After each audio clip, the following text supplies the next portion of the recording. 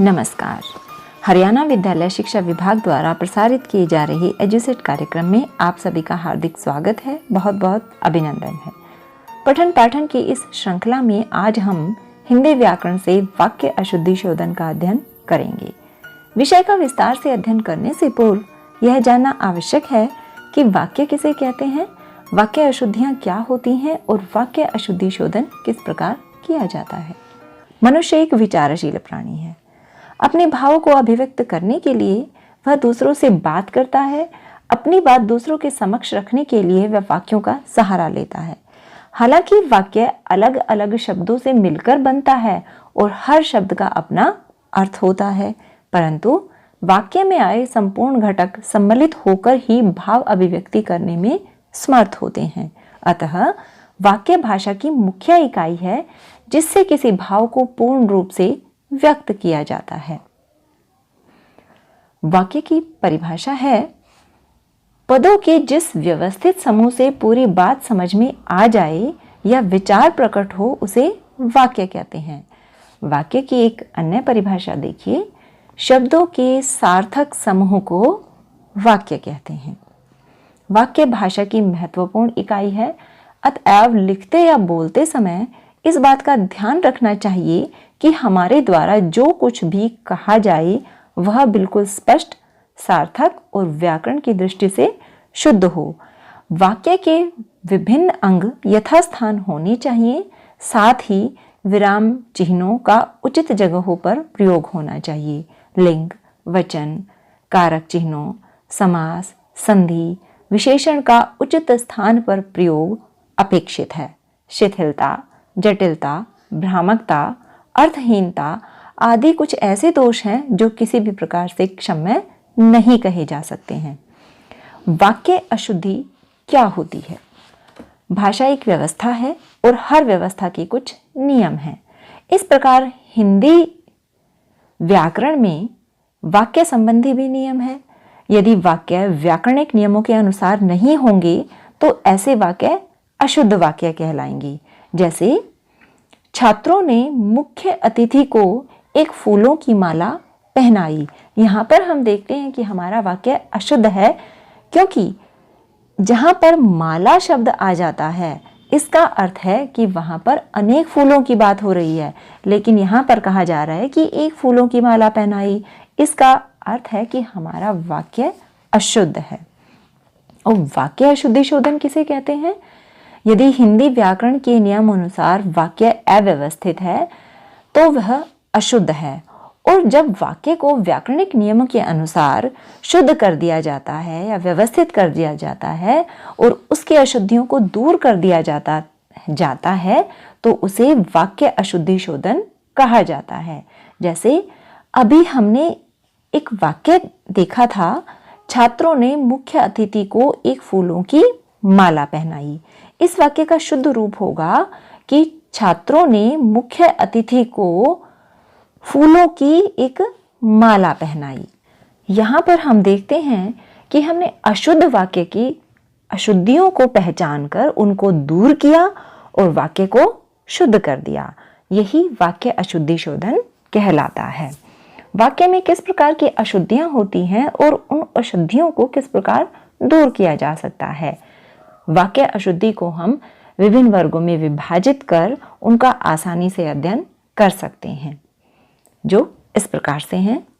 पहले हैं वर्तनी संबंधी अशुद्धियां, उसके बाद शब्द अर्थ के प्रयोग संबंधी अशुद्धियां, विकारी शब्द के प्रयोग संबंधी अशुद्धियां, अविकारी शब्द के प्रयोग संबंधी अशुद्धियां, मुहावरे संबंधी अशुद्धियां, पदक्रम संबंधी अशुद्धियां, अन्वय संबंधी अशुद्धियां, कारक संबंधी अशुद्धियां, विराम चिन्ह संबंधी अशुद्धियां, पुनरावृत्ति या पुनरुक्ति संबंधी अशुद्धियां और वाच्य संबंधी अशुद्धियां।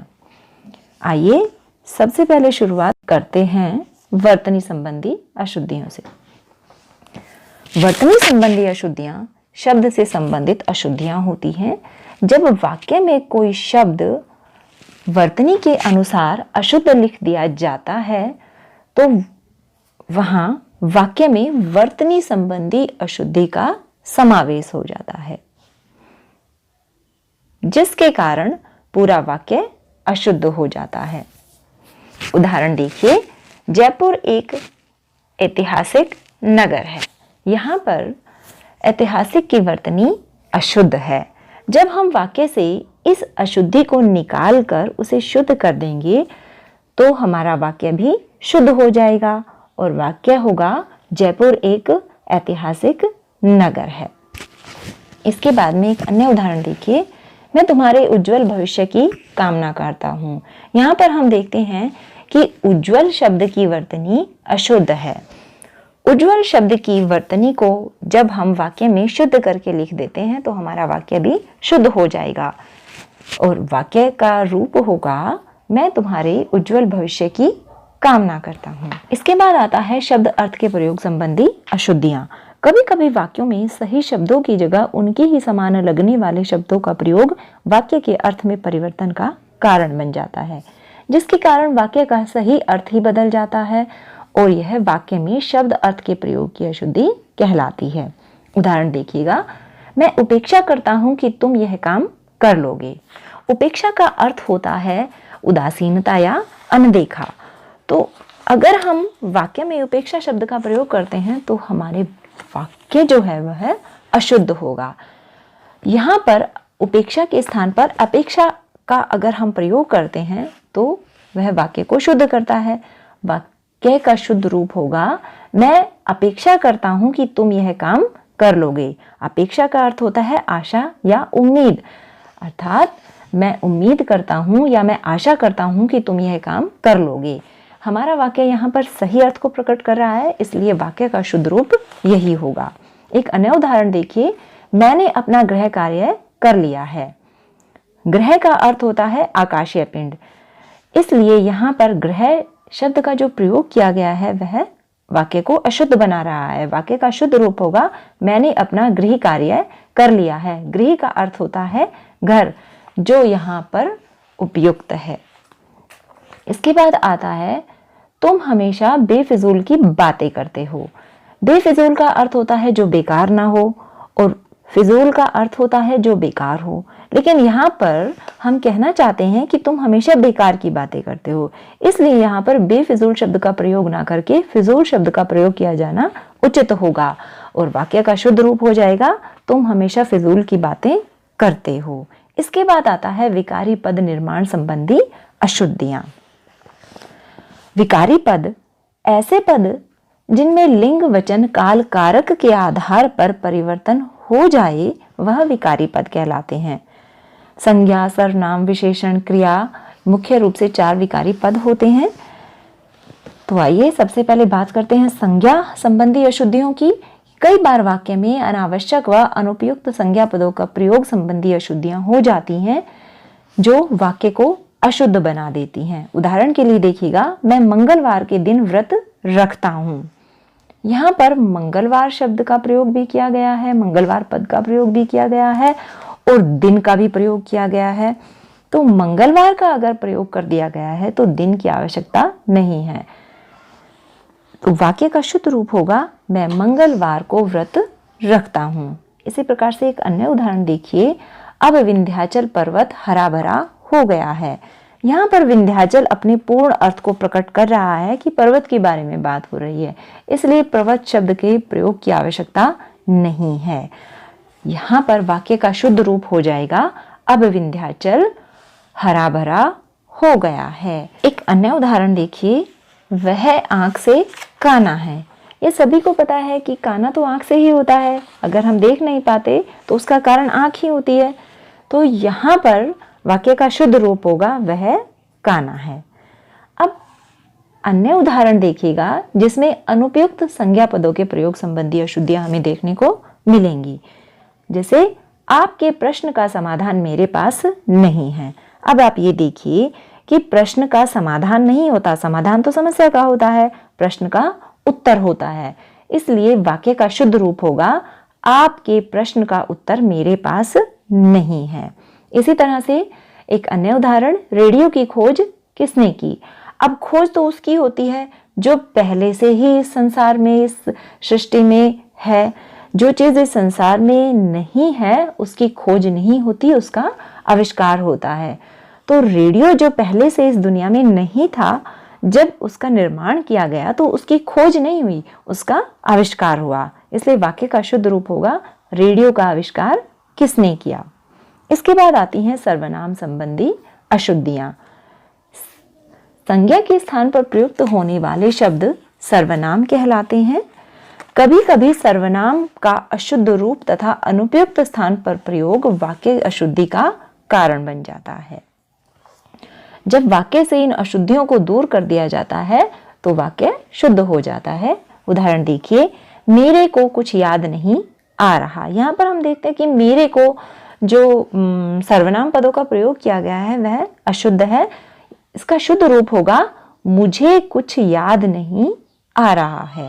एक अन्य उदाहरण, तेरी को क्या चाहिए। यहाँ पर भी उसी प्रकार की अशुद्धि है, जिसका शुद्ध रूप होगा तुझे क्या चाहिए।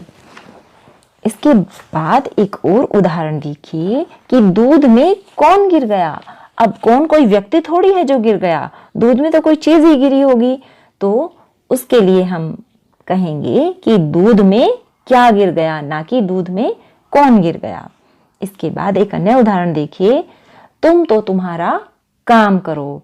यहाँ पर तुम तो तुम्हारा के स्थान पर आना चाहिए तुम तो अपना।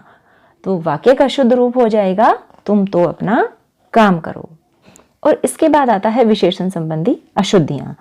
संज्ञा और सर्वनाम की विशेषता बताने वाले शब्द विशेषण कहलाते हैं। विशेषण का प्रयोग विशेष्य के लिंग और वचन के अनुसार किया जाता है। वाक्य में कई बार अनावश्यक, अनियमित व अनुपयुक्त विशेषण के प्रयोग हो जाते हैं जो वाक्य को अशुद्ध कर देते हैं। इस प्रकार की अशुद्धियों को वाक्य में ढूंढकर उन्हें ठीक कर देने से, उन्हें शुद्ध करने से वाक्य शुद्ध हो जाता है। उदाहरण देखिएगा, यह सबसे सुंदरतम साड़ी है। सुंदरतम का अर्थ होता है जो सबसे सुंदर हो।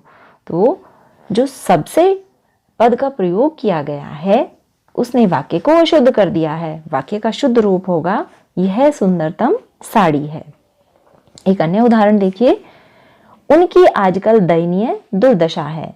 दयनीय का अर्थ होता है जिनकी दशा ठीक न हो, जिन पर दया की जा सके, और जिन पर दया करनी है उनकी दशा अच्छी नहीं होती, उनकी दुर्दशा ही होती है। तो दुर्दशा शब्द का प्रयोग यहाँ पर वाक्य को अशुद्ध कर रहा है। इसलिए यहाँ पर वाक्य का शुद्ध रूप होगा उनकी आजकल दयनीय दशा है।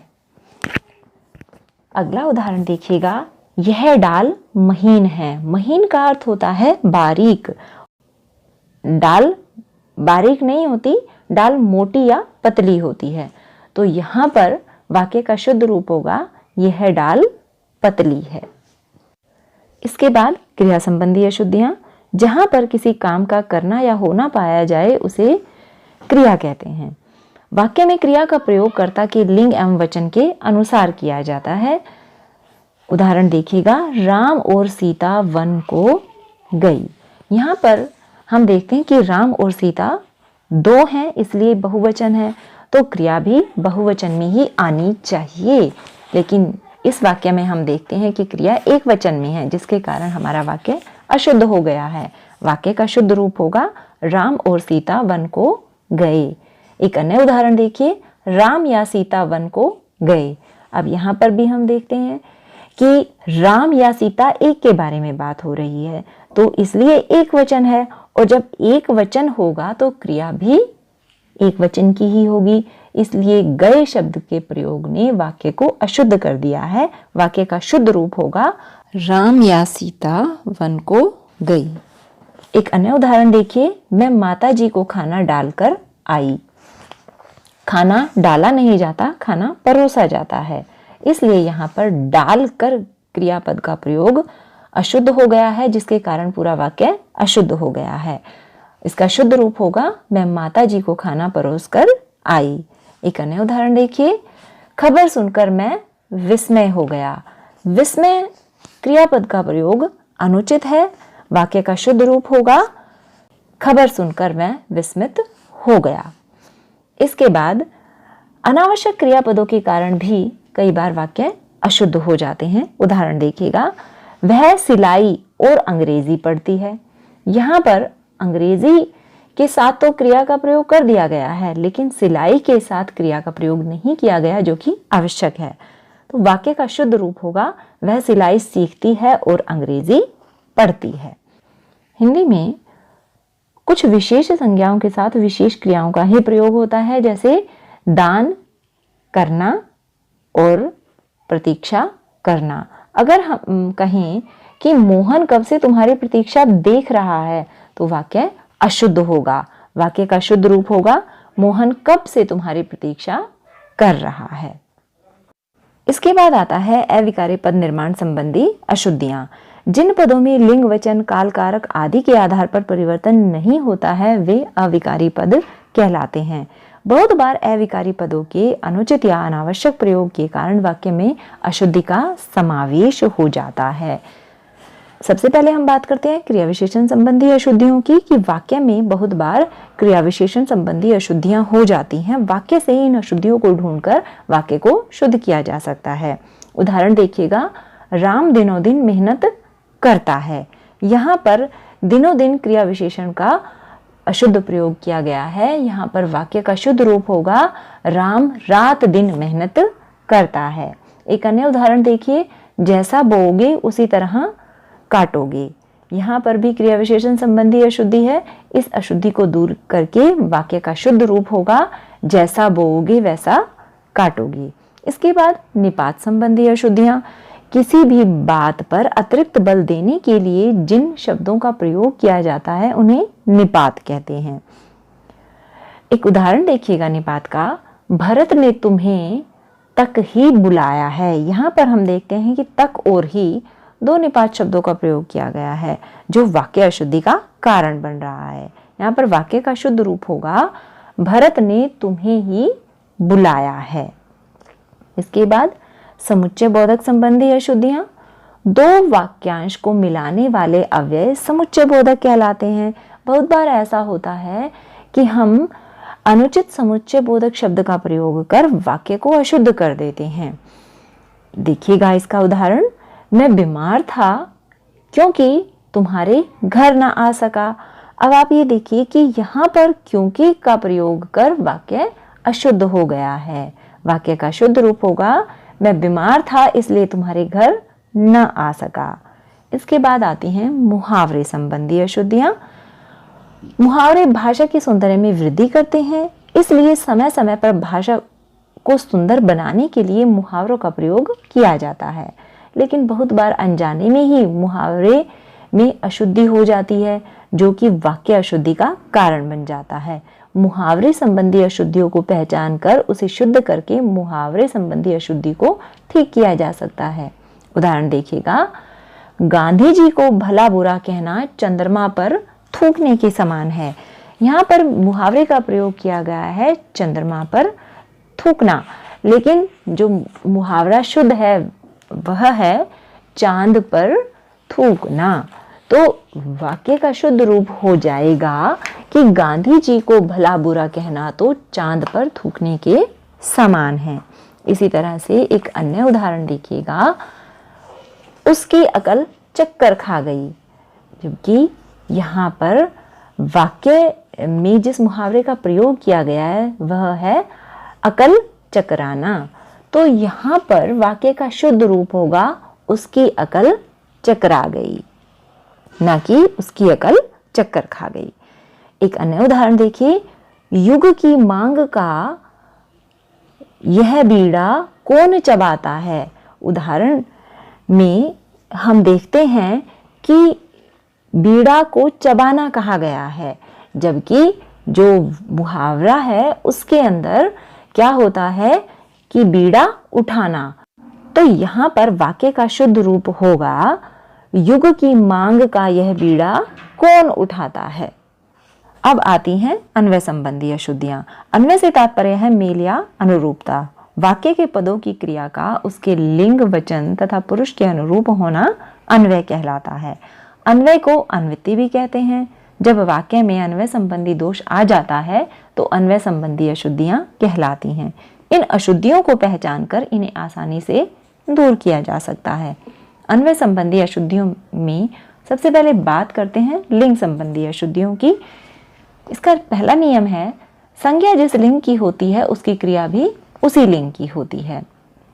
उदाहरण देखिए, आज तुमने नया पोशाक पहना। यहाँ पर हम देखते हैं कि क्रिया पुल्लिंग में प्रयुक्त हुई है, जबकि पोशाक स्त्रीलिंग है, जिसके कारण वाक्य में अशुद्धि आ गई है। वाक्य का शुद्ध रूप होगा, आज तुमने नई पोशाक पहनी है। जिस वाक्य में कर्ता और कर्म दोनों विभक्ति रहित हों, ऐसे वाक्यों में क्रिया का लिंग कर्ता के अनुरूप प्रयुक्त होता है। तो वाक्य का उदाहरण देखिए, मोहन दंड पेलती है। यहाँ पर वाक्य अशुद्ध है, क्योंकि मोहन के अनुसार जब क्रिया प्रयुक्त होगी तो मोहन पुल्लिंग है, इसलिए क्रिया भी पुल्लिंग में ही प्रयुक्त होगी। वाक्य का शुद्ध रूप होगा, मोहन दंड पेलता है। इसके बाद अगला नियम आता है कि या से जुड़े विभक्ति रहित पदों की क्रिया अंतिम कर्ता के अनुसार होती है। जैसे विवाह में रेखा या सुमित जाएगी। अब रेखा या सुमित, तो रेखा स्त्रीलिंग है और सुमित पुल्लिंग है, तो नियम के अनुसार जो क्रिया है वह अंतिम कर्ता के अनुसार प्रयुक्त होगी, तो सुमित के अनुसार प्रयुक्त होनी चाहिए, तो क्रिया भी पुल्लिंग होनी चाहिए, जिस कारण से वाक्य में अशुद्धि आ गई है। यहाँ पर वाक्य का शुद्ध रूप होगा, विवाह में रेखा या सुमित जाएगा। इसी प्रकार का एक अन्य उदाहरण देखिए, राकेश या शीला आगरा गया। अब हम ये देखते हैं कि अंतिम कर्ता हमारा शीला है और शीला स्त्रीलिंग है, इसलिए क्रिया भी स्त्रीलिंग में ही आएगी और वाक्य का शुद्ध रूप हो जाएगा, राकेश या शीला आगरा गई। कर्ता का लिंग यदि अज्ञात हो तो क्रिया पुल्लिंग में प्रयुक्त होती है। जैसे तुम्हारा घर कौन चलाती है। जब हमें कर्ता के विषय में पता ही नहीं है तो वहां पर क्रिया पुल्लिंग में ही प्रयुक्त होगी, ना कि स्त्रीलिंग में। तो वाक्य का शुद्ध रूप होगा, तुम्हारा घर कौन चलाता है। इसके बाद आती हैं वचन संबंधी अशुद्धियां। जिन वाक्यों में कर्ता और कर्म दोनों विभक्ति रहित हों, ऐसे वाक्यों में क्रिया का वचन कर्ता के अनुरूप प्रयुक्त होता है। उदाहरण देखिएगा, प्रत्येक वृक्ष फल नहीं देते। वृक्ष यहाँ पर एक वचन के लिए प्रयुक्त हो रहा है, तो क्रिया भी के लिए भी एक वचन ही प्रयुक्त होगा और वाक्य का शुद्ध रूप होगा, प्रत्येक वृक्ष फल नहीं देता। समान लिंग विभक्ति रहित अनेक कर्ता पद जब और योजक से जुड़े होते हैं तो क्रिया बहुवचन में प्रयुक्त होती है, और जब ऐसा नहीं होता है तो वाक्य अशुद्ध हो जाता है। उदाहरण देखिएगा, सीता गीता और रेखा अमरूद खा रही हैं। यहाँ पर समान लिंग के कर्ता हैं, इसलिए क्रिया बहुवचन में होनी चाहिए थी, लेकिन एक वचन में है, इसलिए वाक्य अशुद्ध है। वाक्य का शुद्ध रूप होगा, सीता गीता और रेखा अमरूद खा रही हैं। यदि एक से अधिक कर्ता पद विभिन्न लिंग के हैं और वाक्य में और योजक से जुड़े हुए हैं तो क्रिया बहुवचन में प्रयुक्त होती है। उदाहरण देखिएगा, आजकल मेरी बेटी और दामाद आया हुआ है। यहाँ पर हम देखते हैं कि मेरी बेटी और दामाद बहुवचन हो गए हैं, लेकिन क्रिया एक वचन में प्रयुक्त हो रही है, जिसके कारण वाक्य अशुद्ध हो गया है। वाक्य का शुद्ध रूप होगा, आजकल मेरी बेटी और दामाद आए हुए हैं। इसी तरह से एक और उदाहरण देखिएगा, आकाश और शीला बाजार गई। यहाँ पर भी आकाश और शीला बाजार गई वाक्य अशुद्ध है। वाक्य का शुद्ध रूप होगा, आकाश और शीला बाजार गई। आदरार्थक एक वचनकर्ता के लिए क्रिया बहुवचन में प्रयुक्त होती है। उदाहरण देखिएगा, मेरा पिताजी खाना खा रहा है। यहाँ पर पिताजी को आदर देने के लिए हम क्रिया को बहुवचन में रखेंगे, जिसके कारण वाक्य में अशुद्धि आ गई है। वाक्य का शुद्ध रूप होगा, मेरे पिताजी खाना खा रहे हैं। जाति, दल, समूह, सेना आदि के लिए एक वचन का प्रयोग होता है। जैसे छात्र दल यहाँ बैठे हैं। छात्र दल के लिए एक वचन का प्रयोग होना है, इसलिए क्योंकि यहाँ पर बहुवचन का प्रयोग है इसलिए वाक्य अशुद्ध है। वाक्य का शुद्ध रूप होगा छात्र दल यहाँ बैठा है। आंसू, दर्शन, प्राण, लोग, बूंद, दाम आदि शब्दों के लिए बहुवचन का प्रयोग होता है। तो यहाँ पर हम देखते हैं एक उदाहरण कि उसका प्राण निकल गया। निकल गया नहीं, क्योंकि इनके लिए बहुवचन का प्रयोग होना था प्राण के लिए, तो वाक्य का शुद्ध रूप हो जाएगा उसके प्राण निकल गए। बहुत बार वाक्य में अनुपयुक्त वचन संबंधी अशुद्धियां हो जाती हैं, जिसके कारण पूरा वाक्य अशुद्ध हो जाता है। उदाहरण देखिएगा, भारत में अनेकों राज्य हैं। यहाँ पर हम देखते हैं कि अनेकों शब्द के कारण पूरा वाक्य अशुद्ध हो गया है।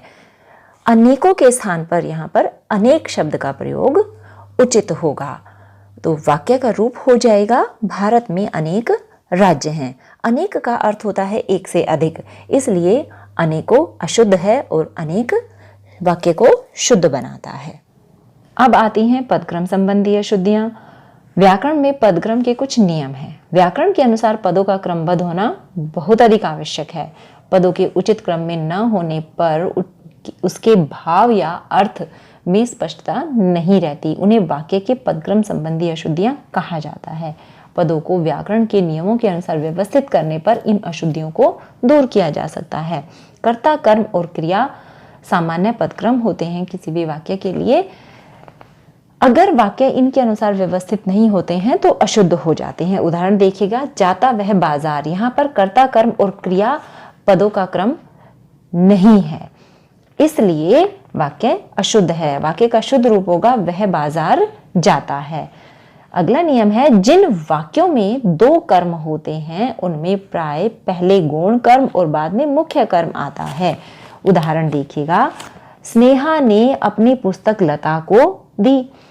यहाँ पर हम देखते हैं कि गौण कर्म बाद में है और मुख्य कर्म पहले है, जिसके कारण वाक्य में अशुद्धि आ गई है। वाक्य का शुद्ध रूप होगा स्नेहा ने लता को अपनी पुस्तक दी। एक अन्य उदाहरण, माँ दूध बच्चे को पिलाती है। यहाँ पर भी वही अशुद्धि है, गौण कर्म बाद में है और मुख्य कर्म पहले है, जबकि गौण कर्म पहले होना चाहिए था और मुख्य कर्म बाद में होना चाहिए था, इसलिए वाक्य अशुद्ध है। वाक्य का शुद्ध रूप होगा माँ बच्चे को दूध पिलाती है। पूर्वकालिक क्रिया मुख्य क्रिया से पहले आती है, जैसे शिक्षक घर जाते हैं पढ़ाकर। यहाँ पर पढ़ाकर पूर्वकालिक क्रिया है जो कि मुख्य क्रिया से पहले आती है, लेकिन वाक्य में यह बाद में आई है, जिसके कारण वाक्य अशुद्ध हो गया है। वाक्य का शुद्ध रूप है शिक्षक पढ़ाकर घर जाते हैं। कर्ता का विस्तार कर्ता पद से पहले प्रयुक्त होता है। जो भी कर्ता पद होता है उसका विस्तार उससे पहले आता है, लेकिन कई बार वाक्य में इससे संबंधित अशुद्धियां हो जाती हैं, जिसके कारण वाक्य अशुद्ध हो जाता है। उदाहरण देखिएगा, राम दशरथ पुत्र ने धनुष उठाया। यहाँ पर भी हम देखते हैं कि दशरथ पुत्र राम के लिए प्रयुक्त हुआ है, लेकिन बाद में आ रहा है, जिसके कारण वाक्य में अशुद्धि आ गई है, क्योंकि विस्तार कर्ता के बाद में आ रहा है। वाक्य का शुद्ध रूप होगा दशरथ पुत्र राम ने धनुष उठाया। प्रश्नवाचक पद प्रश्न के विषय से पूर्व आते हैं, जैसे दिल्ली जाएगा कौन। अगर वो पहले आते हैं, बाद में आ रहा है, जिसके कारण हमारा जो वाक्य है वह अशुद्ध हो गया है। वाक्य का शुद्ध रूप होगा दिल्ली कौन जाएगा। इसी प्रकार से एक अन्य उदाहरण देखिए, तुम नृत्य कैसा कर रही हो, और वाक्य का शुद्ध रूप होगा तुम कैसा नृत्य कर रही हो। पदक्रम में महत्वपूर्ण तथ्य यह है कि क्रम की दृष्टि से भाषा के विभिन्न इकाइयों में तर्कसंगत निकटता होनी चाहिए।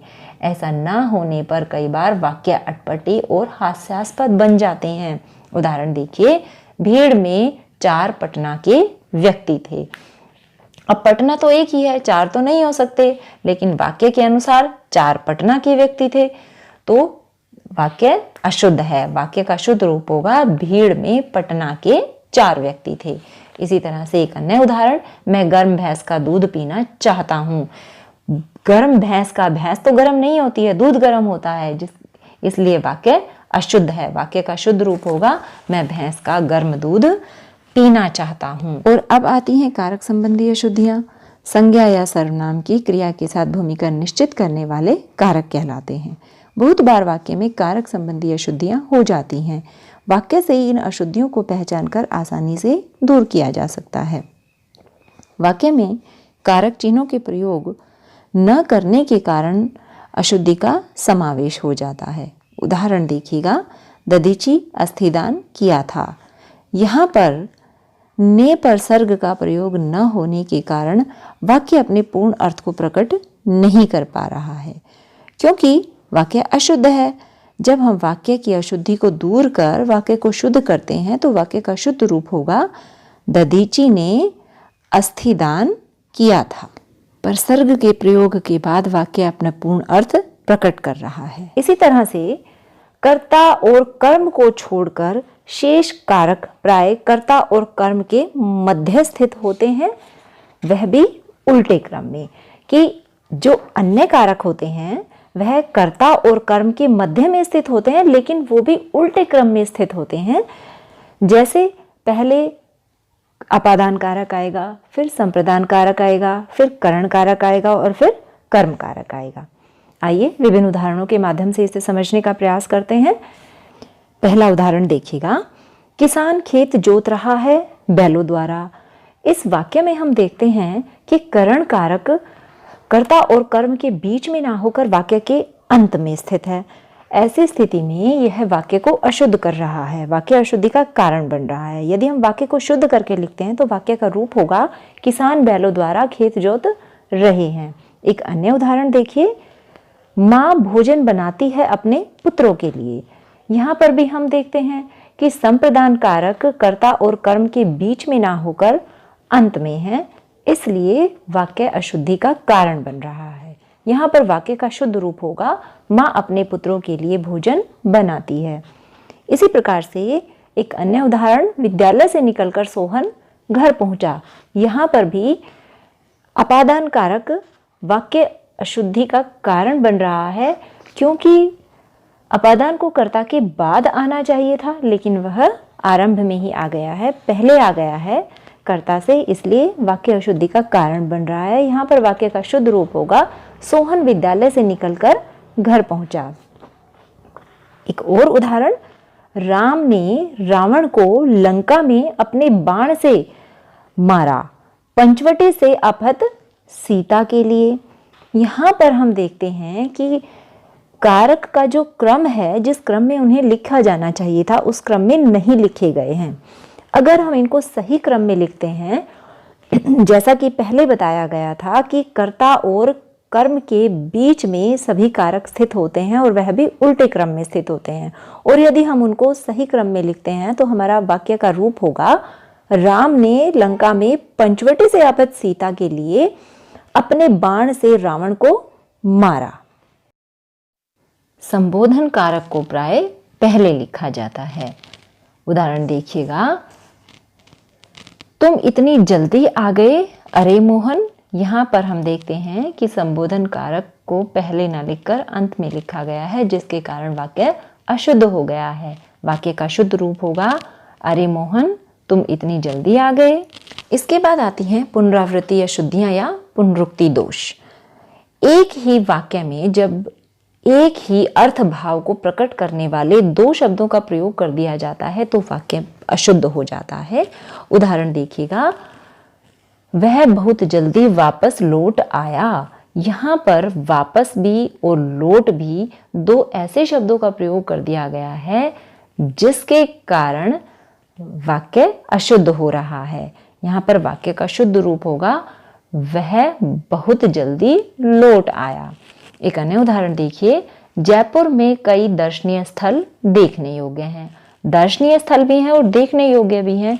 दर्शनीय और देखने योग्य एक ही बात होती है, इसलिए वाक्य अशुद्ध हो गया है।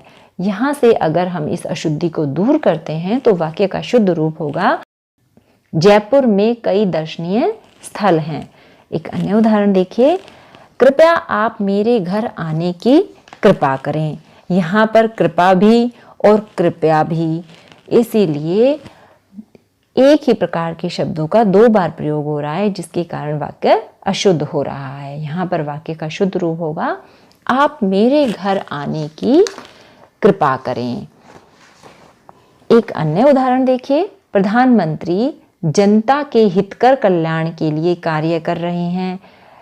जनता के हितकर भी और कल्याण भी, तो इसलिए यह वाक्य भी अशुद्ध है। वाक्य का शुद्ध रूप होगा प्रधानमंत्री जनता के कल्याण के लिए कार्य कर रहे हैं।